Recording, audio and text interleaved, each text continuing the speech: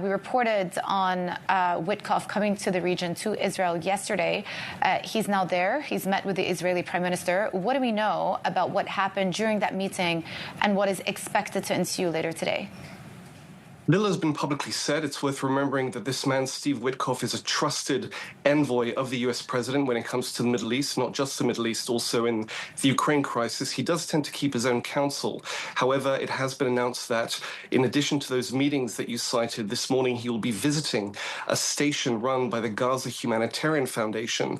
That is an alternative aid distribution system set up with the support of the United States and Israel a few months ago in lieu, Israel had hoped, of traditional UN distribution, which it accuses of effectively bolstering Hamas rule in the Gaza Strip. Hamas has been opposed to the GHF. It actually wants the GHF disbanded as part of any ceasefire that might be achieved in Gaza. A ceasefire seems a very remote possibility right now. So it would appear that Witkoff is going there to inspect it, to see whether things are running well. And I imagine the GHF will want to dispel recent reports suggesting there has been mismanagement, including lethal mismanagement, around those aid distribution stations, mounting allegations of deaths from shooting from stampedes in the vicinity of those stations. The GHF says it is not involved in these. Its people did not open fire.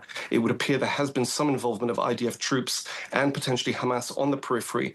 But again, these rumors, these allegations, these reports have dogged what is meant to be, as far as the Americans and the Israelis are concerned, a pure humanitarian mission that could potentially be expanded in scope.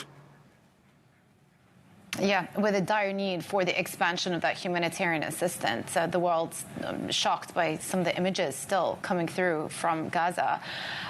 Yesterday, the Trump administration announced that they're imposing sanctions on members of the PLO and the Palestinian Authority. And of course, the Palestinian Authority are a group that lack authority to a certain extent. They're sort of a shell political organization.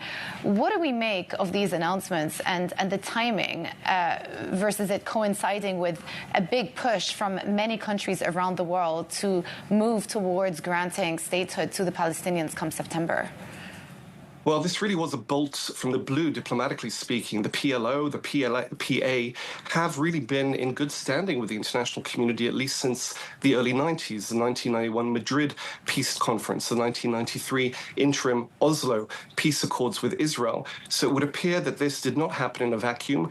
The cascade of Western powers, specifically European powers, including actually Canada in North America, in recent days suggesting that they want to recognize a Palestinian state as soon as September, and as such would see the Palestinian Authority as the presumptive government of that Palestinian state, including the Gaza Strip.